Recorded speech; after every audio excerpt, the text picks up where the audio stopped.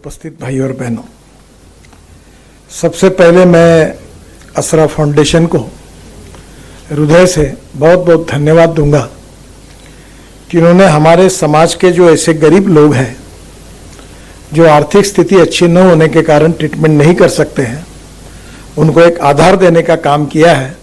इसलिए उनको हृदय से बहुत बहुत शुभकामनाएं और शुभेच्छाएं देता हूं। एक बात ऐसी है कि मैं भी करीब 25 साल से जब हार्ट के ऑपरेशन मुंबई में होते थे और मैं जब हमारे वहाँ एमएलए हॉस्टल के रूम में, मैजेस्टिक एमएलए हॉस्टल में रूम में रहता था, तो नागपुर से खूब लोग आते थे क्योंकि हार्ट के ऑपरेशन मुंबई में होते थे। तब मुश्किल से नागपुर में अब नागपुर में ऑपरेशन करने वाले 20-25, 25-30-40 डॉक्टर हुए। तो उस समय बहुत बड़ी तकलीफ रहती थी और उस समय से अभी तक मुझे ये सौभाग्य मिला कि हमने कम से कम 20,000 से ज़्यादा हार्ट के ऑपरेशन निःशुल्क करने के मौका मुझे मिला। और ये जब मौका मिला, इसका सबसे अच्छा मंत्र मैं आपको बताता हूँ कि तुम जितने लोगों की सेवा करते हो या लोगों की मदद करते हो, भगवान उससे 10 गुना ज़्यादा आपको देता है। तो ये बात बिल्कुल सही है। मैं बहुत कर्जे के बोझ में रहता था, अभी भी हूँ, क्योंकि व्यवसाय उद्योगों में कर्जा लेना पड़ता है। पर जब जब भी मैंने अपने बच्चों को भी ये बताया कि अपने आमदनी का इतना पैसा गरीब के लिए देते जाओ, और इसलिए आज मैं आपको अनुभव के साथ बताऊंगा कि आप जो भी कर रहे हैं, अल्लाह भगवान आपको उससे 10 गुना ज़्यादा देगा। और हमारे यहाँ कहा जाता है कि महाराष्ट्र में एक संत थे तुकाराम महाराज, जो का रंजले गांजले त्यासी म्हणे जो आपुले, तोची साधू ओळखावा देव तेथीची जाणावा। गरीब आदमी जो होता है उसको जात पंथ धर्म और भाषा नहीं होती। और आपको एक बात बताता हूं कि मेरे लाइफ में एक ऐसी घटना हुई कि मेडिकल चौक में एक सब्जी बेचने वाला बैठता था और उसके लड़के को 84% मार्क मिले। वो मेरे लड़के के क्लास में था, यही बचराज व्यास विद्यालय में था। तो मेरे लड़के को 51% मिले और उसको 84% मिले। भानु से करके उसका नाम था, शेड्यूल ट्राइब का था।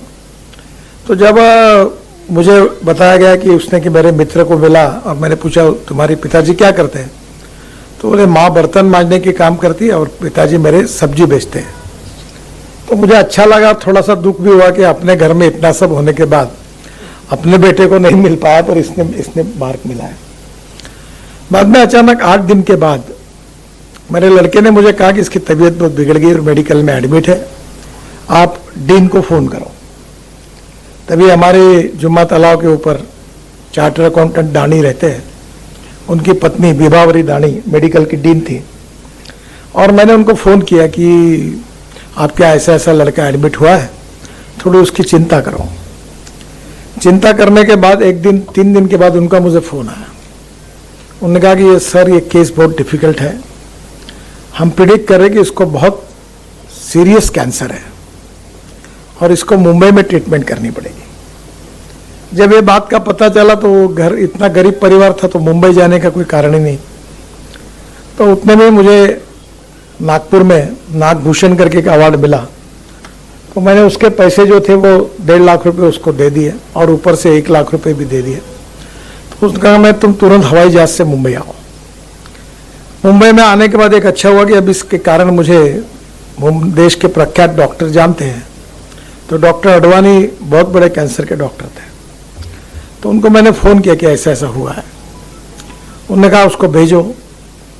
उस समय मलबार हिल पे रहता था, तो उसकी ट्रीटमेंट के लिए भेजा। डॉक्टर साहब ने बहुत मेहनत की, 3 महीने वो वहाँ ट्रीटमेंट ले रहा था और 3 महीने के बाद वो वापस आया और वापस मेरे घर पर वो रहने लगा। तो सुबह रोज़ एयर इंडिया की फ़्लाइट सुबह 6 बजे छूटती थी।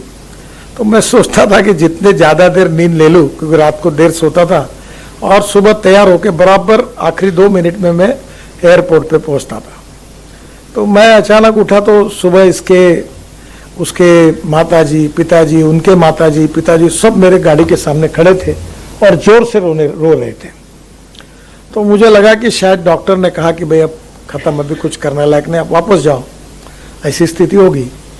तो उसने कहा साहब ऐसी स्थिति, जब मैंने पूछा क्यों तबीयत अच्छी नहीं किया, नहीं बोले अच्छी है, अब डॉक्टर ने ये कहा कि ये लड़का पूरा अच्छा हुआ है, आप इसको वापस लेके जाओ। तो आज जो हम रो रहे हैं वो खुशी के आंसू है। जब मैं वापस आया तो मैंने लड़के को पूछा अब तू क्या करेगा, तो बोले सर अब मुझे फार्मेसी में एडमिशन दिलाओ। मैंने बोला 12th में 84% मार्क मिले तो इंजीनियर क्यों नहीं बनता, तो मेरे पास पैसे कहाँ हैं। तो मैंने झट से फ़ोन उठाकर दत्ता मेघे साहब को फ़ोन किया और मैंने कहा ऐसा ऐसा लड़का है, मैं इसकी पूरी फ़ी देने के लिए तैयार हूँ, आप इसको इंजीनियर बनाओ। तो उन्होंने कहा आप क्यों देंगे, आप जो बोल रहे हैं आप उसको मेरे पास भेजो। दत्ता मेघे कॉलेज में वो इंजीनियर बना, एमटेक बना, और आज दत्ता मेघे इंजीनियरिंग कॉलेज में वो लेक्चरर करके काम करता है और उसकी कैंसर भी दूर हो गया। अब वो अच्छा है, अभी इसी हमारे रिंग रोड पर मानेवाड़ा के उधर उसका फ्लैट है, शादी हो गई और वो एक सेटल हो गया।